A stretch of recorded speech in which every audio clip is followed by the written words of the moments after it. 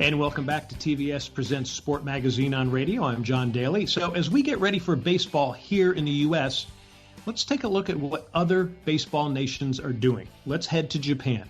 My guest is a U.S. citizen, a Cleveland Indians fan, a diehard sports fan, a champion long-distance runner, and an expert on craft beer. And he happens to be my brother-in-law.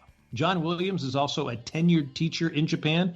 He has been teaching there for more than 30 years. We call him John Boy because there's too many Johns in the family already.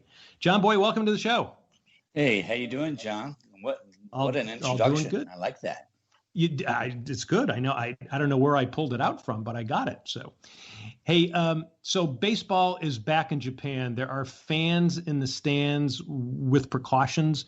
So what are you seeing? Okay, well, they've been back for about 3 weeks. Baseball's been back, and last weekend was the first time they started to have fans in the stands. The entry is kind of like everywhere in Japan, from where I work at school to businesses. Before you go in, temperatures are taken, hand sanitizer, everybody wears masks. The stadiums are about a quarter full. The social distancing seems like nobody on either side of you or in front and behind, but and there seems to be some sections that are completely empty. And that's what the stadiums look like. The players themselves, coaches tend to wear masks, but they're all on the bench. There's nobody in the stands at all. It's not that they're not that distance. The players are being held on first base right next to each other, and but after home runs and things, no high fives, no hugs, nothing like that. That's about what I'm seeing right now. Now, do the games seem the same, or do they seem different? Well, the first couple of weeks, they were incredibly quiet, and which is quite different from. It's more like American baseball. In Japan, fans are just. There's always a din. There's bands playing. Every player, instead of just having a walk-up song, they have kind of these cheers that they're playing constantly while the batters that bat, and that is either team, even the opposing team. They usually have a small cheering section that these cheers are set, and then also different situations. If there's two men on, then they break out into a different song. So that was really eerie when there was no fans there. But now there was. I noticed they're not the band. I heard the one game there was I think one trumpet player and a drummer. But a lot of people are bringing those like thunder stick kind of things and are using those as kind of cheering. I don't know, something to cheer with, I guess. Yeah.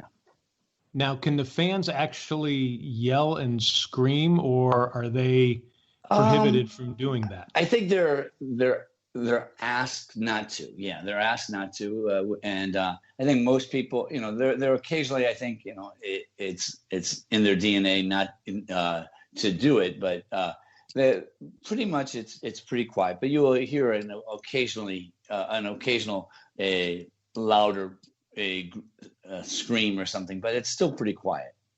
Mm-hmm. This is TVS Presents Sport Magazine on radio. I'm John Daly. We're talking to John Williams, a championship long-distance runner, a connoisseur of craft beer, a diehard sports fan, and a tenured teacher in Japan for more than 30 years.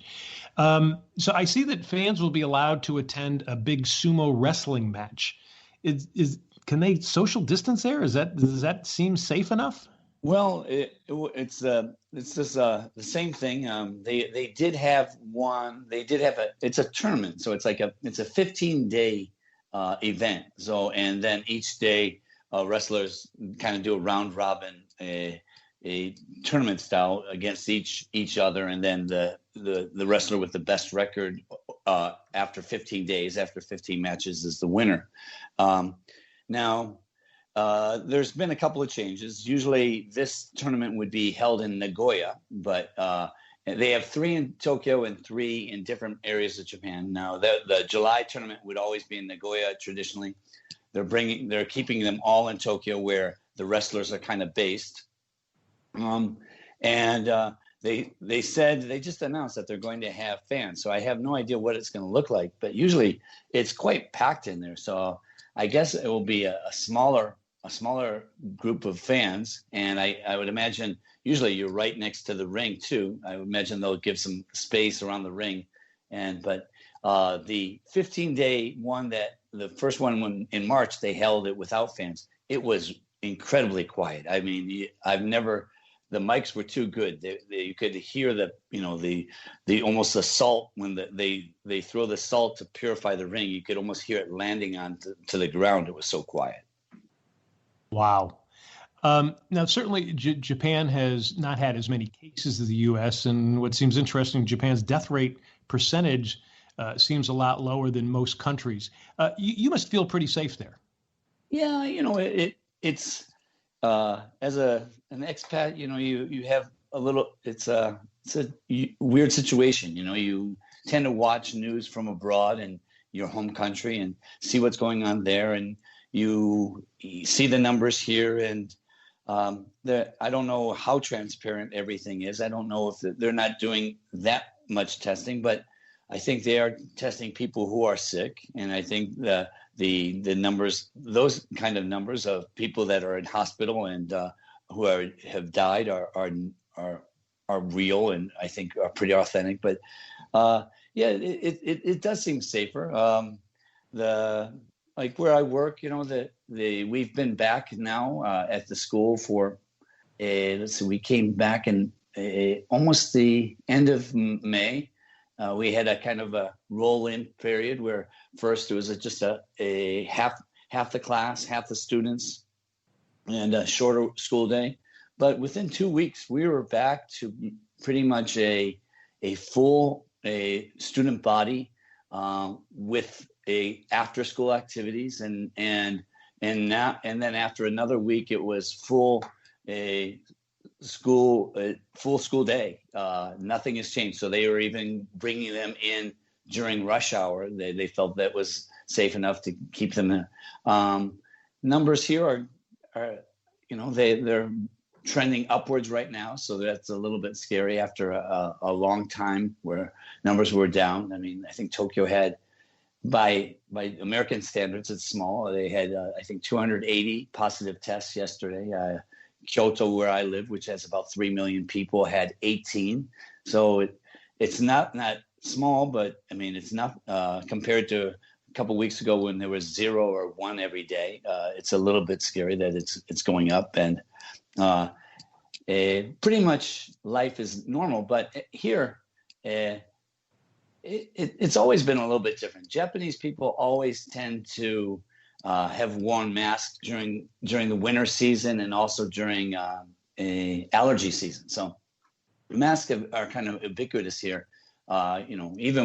Even 2-3 years ago when I'd have a class, half the students would be wearing masks during the winter time or during the allergy season. So they do that as a method of, if they would sneeze or cough to protect others, So that's kind of already was kind of within the culture. So that wasn't very hard to do at all, And John, we got about a minute left here. So let me hit you with this, because you're a long distance runner and you've won some races.